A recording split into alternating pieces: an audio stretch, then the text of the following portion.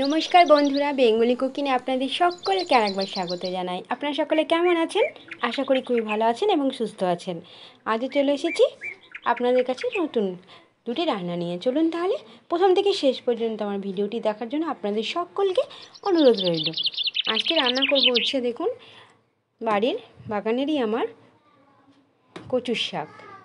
আর রান্না করব হচ্ছে কি দিয়ে, ইলিশ মাছের মাথা দিয়ে, বড় সাইজের একটা ইলিশ মাছের মাথা, সেটা দিয়ে রান্না করবো হচ্ছে কচুর শাক। আর এটা দেখতে পাচ্ছেন কি বলুন তো, কাঁকড়া বেছে নুন হলুদ মাখিয়ে রেখে দিয়েছি ধুয়ে। কাঁকড়াটা প্রথমে হচ্ছে রান্না করে নেব। জ্যান্ত কাঁকড়া, একদম দেশি কাঁকড়া যাকে বলে, নুন হলুদ মাখানো কাঁকড়াটা তেলের মধ্যে অল্প করে ভেজে নেব, বেশি কড়া করে কিন্তু ভাজবো না, অল্প করেই একদম ভেজে নেব।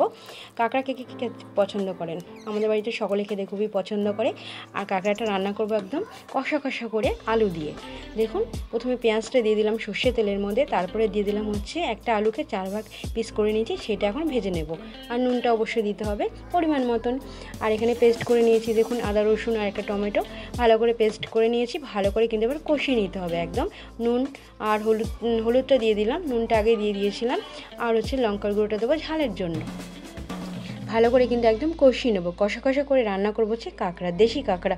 কাঁকড়া খেতে কে কে পছন্দ করেন? আমাদের বাড়ির লোকে কিন্তু কাঁকড়া খেতে খুবই পছন্দ করে, তাই তাদের পছন্দ রান্নাটি আজকে করছি। একদম কষা কষা করে রান্না করছি। দেখুন, কষানো কিন্তু একদম হয়ে গেল। তারপরে কুসুম কুসুম গরম জলটা এখানে ব্যবহার করছি। জলটা দিয়ে তারপর ঢেকে রাখবো হচ্ছে 5 মিনিট, কেননা আলুটা নরম হতে দেবো।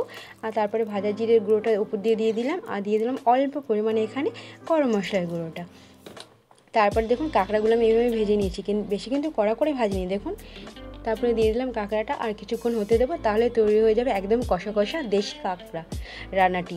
আপনাদের এই রান্নাটি দেখে কেমন লাগলো অবশ্যই কিন্তু জানাবেন। ভালো লাগলে লাইক ও কমেন্ট করবেন। আর রান্নাগুলি দেখে আপনাদের কেমন লাগছে অবশ্যই কিন্তু জানাবেন। দেখুন, তৈরি একদম কাঁকড়া, দেশি কাঁকড়া কষা কষা। তারপরে চলে যাবো পরের রান্নাটি, যেটা দেখেছিলাম আপনাদের কচুর শাক। কচুর শাকটা দেখুন ভালো করে কিন্তু কেটে ধুয়ে নিয়েছি। আর একটা আলু দিয়েছি, একদম ছোটো ছোটো করে কেটে নিয়েছি আলুটা। আর কড়ার মধ্যেও বসিয়ে দিয়েছি। এখন এটাকে ভাপিয়ে নেব। তারপরে উপর দিকটা অল্প পরিমাণে নুন দিয়ে দিলাম, তাহলে তাড়াতাড়ি ভাপানো হয়ে যাবে। দেখুন, ভাপিয়ে নিয়েছি। আর একটা ফুটো তালার মধ্যে দিয়ে দিয়েছি, তাহলে কী হবে, জলটা একদম ছড়ে যাবে।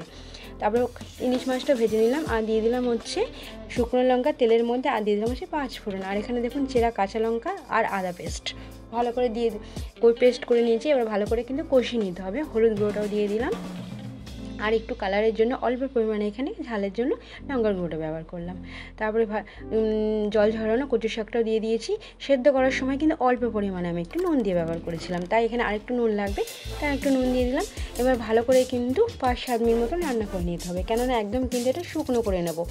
একটুখানি জল, যতটা জল ঝরান না কেন, কচু শাকের মধ্যে কিন্তু গায়ে একটু জল থাকে, সেটাকে ভালো করে টানিয়ে নিতে হবে। এটা কিন্তু দেশি কচু শাক, এটা কিন্তু একদমই গলা চুলকবে না। আর দিয়ে দিলাম ভাজা জিরের গুঁড়ো, অল্প পরিমাণে চিনি। কচু শাকের মধ্যে চিনিটা দিলে কিন্তু টেস্টটা একটা অন্যরকম হয়ে যায়। কচুর শাক যেভাবেই রান্না করুন না কেন, খেতে কিন্তু ভালোই লাগে। আর ইলিশ মাছের ভাঙাচোরা মাথাগুলোও দিয়ে দিলাম, এটা মাথাটাকে ভেঙে চড়ে নিয়েছি। আর তার মধ্যে যদি ইলিশ মাছের মাথা দিয়ে রান্না করে, তাহলে তো শোনা একদম সোহাগা। দেখুন, একদম কিন্তু মাখো মাখো করে রান্না তৈরি হয়ে গেল আমার ইলিশ মাছের মাথা দিয়ে কচুর শাক।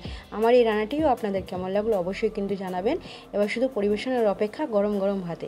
একদম কচু শাক রান্নাটিও একদম রেডি। তাহলে আমাদের দুটো রান্না কেমন লাগলো অবশ্যই কিন্তু জানাবেন। রান্নাগুলি ভালো লাগলে আপনাদের আমার চ্যানেলটিকে প্লিজ সাবস্ক্রাইব করবেন, লাইক ও কমেন্ট করবেন। সকলে ভালো থাকবেন, সুস্থ থাকবেন। আজ তাহলে